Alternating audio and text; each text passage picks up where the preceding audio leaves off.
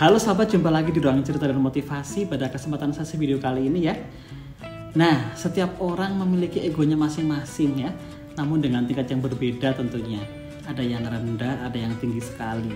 Nah, gimana sih cara menghadapi orang yang egois atau teman yang egois di sekitaran kita? Nah, video kali ini akan membahas tentang itu ya. Mudah-mudahan bermanfaat. Jangan lupa like dulu, subscribe, komen, dan share, juga bunyikan tanda loncengnya ya. Oke, mari kita kupas bersama.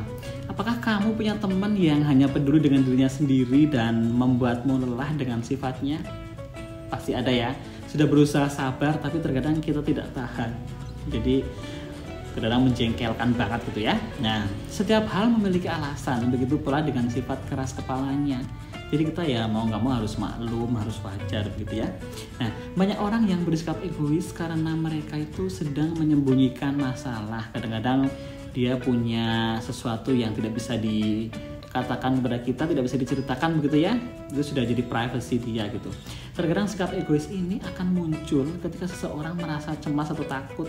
Nah, jadi cara menghadapi teman yang egois adalah dengan mencari tahu dari mana sifat egois itu berasal. Apakah watak dari lahir, bawaan dari orang atau gimana, bisa jadi ya. Kemudian apa ada faktor yang mempengaruhi. Nah, itu kan nggak tahu. Mungkin saja temanmu menjadi egois karena rasa takut atau rasa bersalah atau rasa-rasa yang lainnya.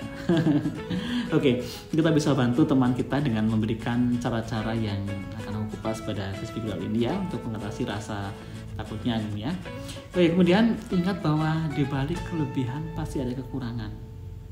Itu sudah hal yang alami ya. Jadi setiap orang memiliki kekurangan dan kelebihan. Bisa jadi sifat egois ini merupakan kekurangan dari teman kita. Cobalah kita pahami, kita mengerti dan menerima kekurangannya tersebut. Jadi kita itu tidak perlu terus-terusan membencinya ya. Kamu juga bisa melakukan kilas balik terhadap kebaikan-kebaikan yang pernah ia lakukan.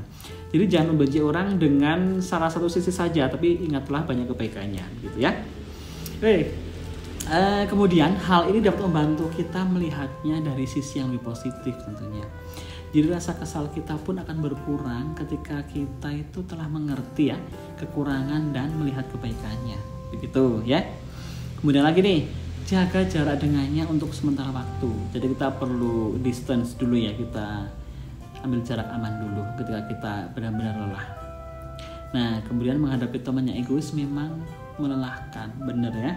Tidak apa-apa sementara untuk menjaga jarak aman. Mungkin menghindar dulu sementara waktu ya, agar kita bisa mungkin break dulu ya, beristirahat. Kemudian kita juga bisa melupakan hal-hal yang membuat kita terganggu. Nah, dengan cara ini kita juga dapat memberinya pelajaran.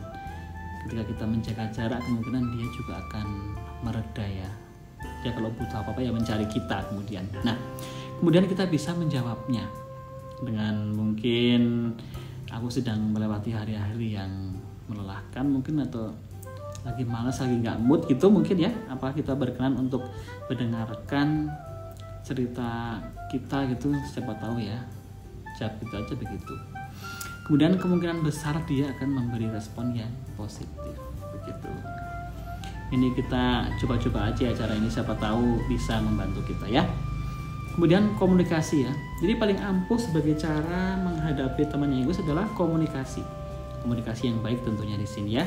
Jadi kalau kita dengan sahabat kita harus menjaga komunikasi gitu. Jadi jangan sampai kurang komunikasi, akhirnya menimbulkan salah paham. Jadi ketika kita sudah tidak tahan dengan sikap teman kita yang hanya ingin didengar tapi tidak mau didengar, coba komunikasi deh, komunikasi. Dari hati ke hati, face to face begitu ya. Kemudian bicara secara baik-baik. Tapi ya jangan secara terang-terangan menyebutnya egois, nanti dia tersinggung lagi, ya kan? Jadi yang perlu kita ingat, kita itu tidak bisa benar-benar mengubah watak seseorang atau sifat seseorang, benar ya. Meskipun kita telah berusaha, seseorang hanya akan berubah bila mereka ingin berubah. Kalau belum berubah ya memang belum pengen berubah gitu aja, susah dirubah ya. Jadi kita tidak bisa memaksakan atau mungkin mengatur-atur terlalu banyak ya. Kemudian kita yang berikutnya adalah perlu banyak bersabar dalam menghadapi teman kita yang seperti itu, agar pertemanan kalian bisa bertahan lama ya. Tidak akan baik-baik saja.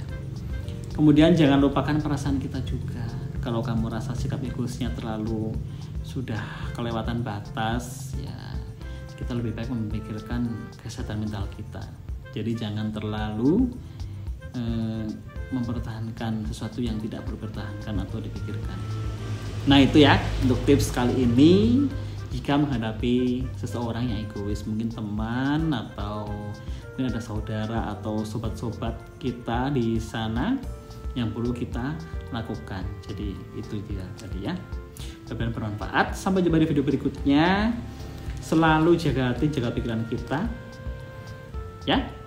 Dan hubungan dengan siapa saja, pertemanan atau persahabatan, kita harus tetap berhati-hati. Ya. Oke, see you on the next video. Bye bye. Sampai jumpa di video berikutnya.